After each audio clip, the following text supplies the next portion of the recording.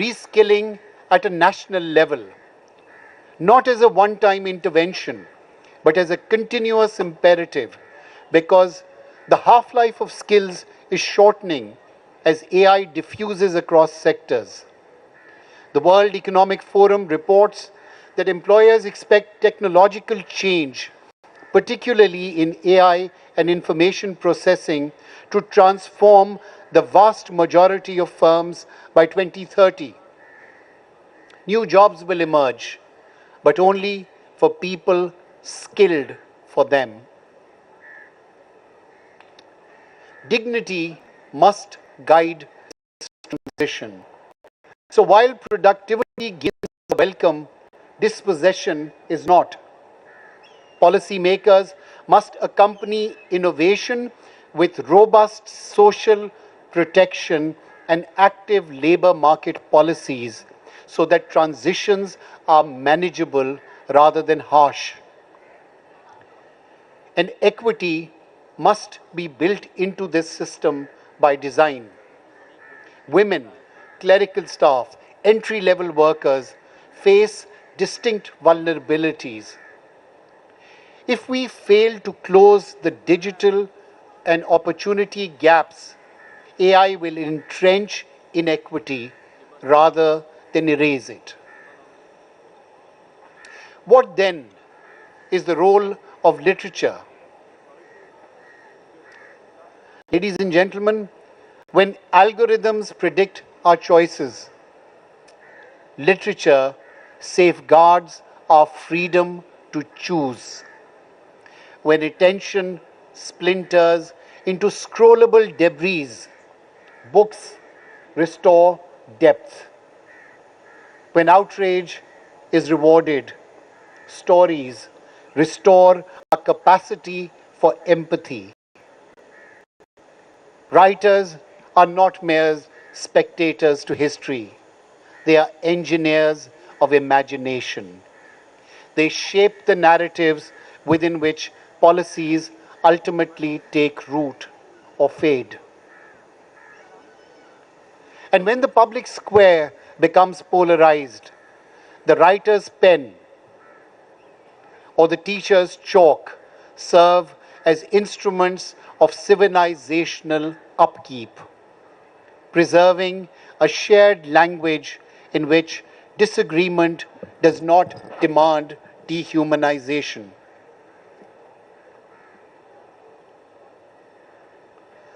So what happens to literature in these fragile times? It resists, choosing complexity over caricature, truth over trend, and conscience over convenience. It argues without hatred, remembers without bitterness, and grieves without surrender. It insists that dialogue is not naivety, but strategy.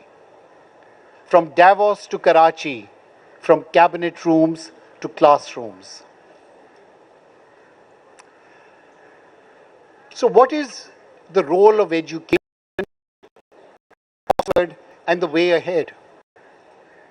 Ladies and gentlemen, as a publishing house rooted in a university defined by rigorous scholarship and open dialogue, OUP's responsibility is clear: to expand access to world-class learning, to equip educators with adaptive curricula, to bring language, science, and ethics into meaningful conversations, and to help learners become authors of their own future.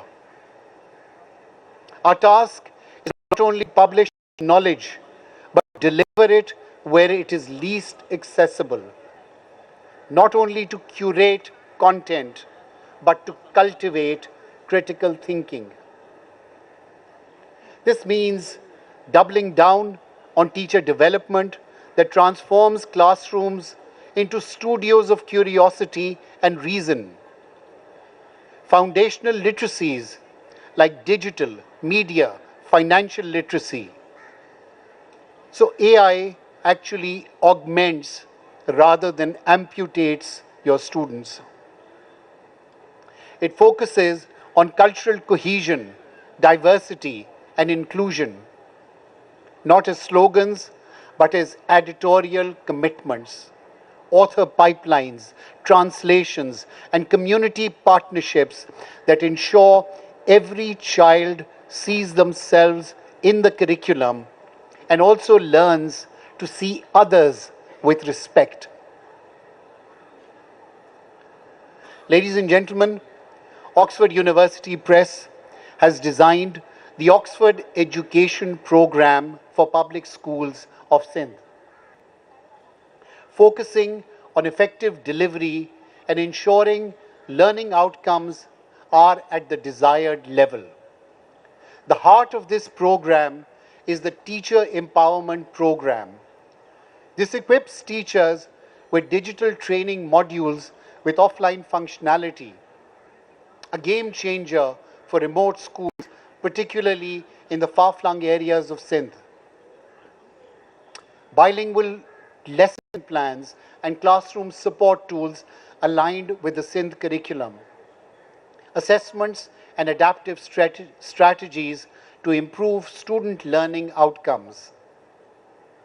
And to follow it up, we will conduct an impact study comparing learning outcomes in schools before and after the intervention. This initiative, we hope, will strengthen foundational literacy and numeracy, boost teacher confidence, and create a scalable model for Sindh's public education. Together with the government of Sindh, we can transform learning outcomes for millions of children across the Sindh province.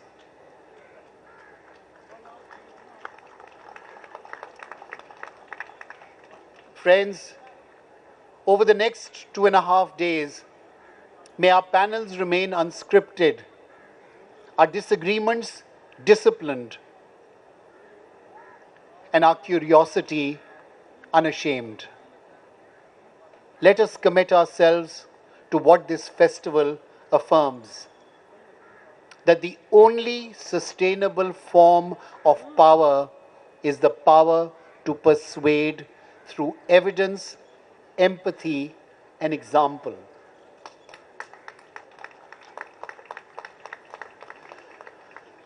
The Sindh government is an enthusiastic advocate of culture and literary events in the province. The Chief Minister, Syed Murad Ali Shah's support for the festival underscores the commitment of the government of Sindh in promoting literacy and cultural activities across the province. Before I close, my deepest thanks to our sponsors whose support makes this gathering possible.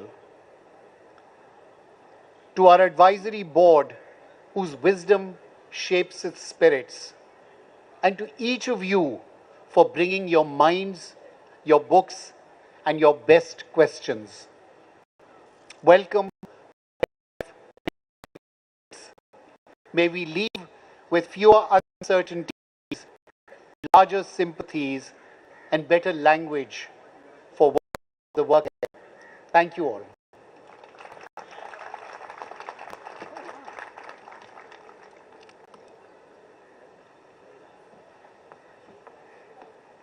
Sorry.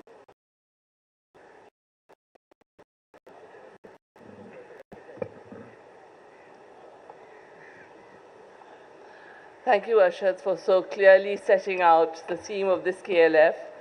And I totally agree, the need to educate and equip our youth is, we cannot underscore that, because this combustion must stop. There are so many sessions, interesting sessions on in the next 2.5 days, as Arshad said, and there are several on AI. And I would highly recommend that you go to some of them because they're very, very interesting. I would now request Mr. Alexis, I'm going to say this all wrong, I know that. Chahar Tahinsky, the Consul General of France, to please come and make his remarks. Thank you. I'm apologizing. That's all right.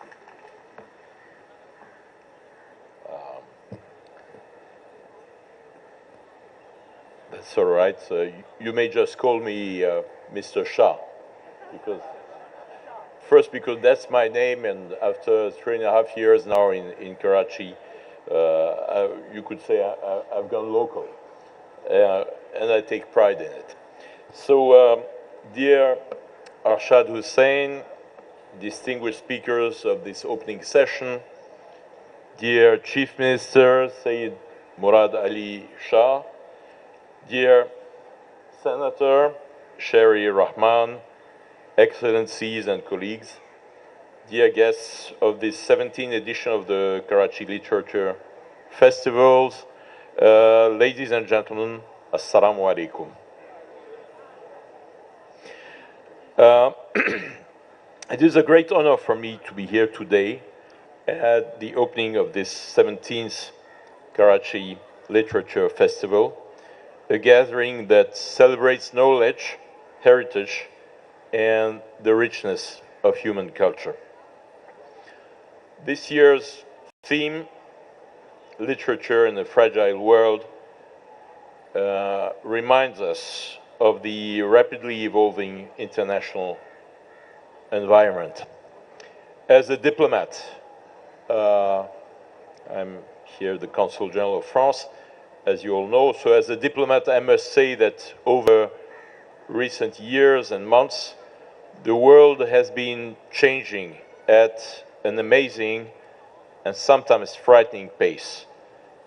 An acceleration in history that one can witness only once or twice in a lifetime. The unfortunate terrorist attack that took place earlier today at Imam Barga in Islamabad, following the attacks last Saturday all over across Balochistan, come as a grim reminder that unfortunately terrorism does not belong to the past. And as a representative of the French government, I certainly must state in the strongest terms, again, the condemnation by my government of these heinous crimes. And I can only offer on my personal behalf my condolences to both the government of Pakistan and families of the victims. But all over the world, we've seen all conflicts that brutally resurfaced with new acuity, threatening to result in devastating consequences for all parties involved. I will not elaborate on what we saw here last year between India and Pakistan, but it's all on your minds. Unexpectedly, we also saw new fault lines appearing, sometimes even between neighbors and close friends. Military alliances that used to be taken for granted suddenly looked, if not contingent, but at least no more forever guaranteed. World powers have had to struggle to prevent escalation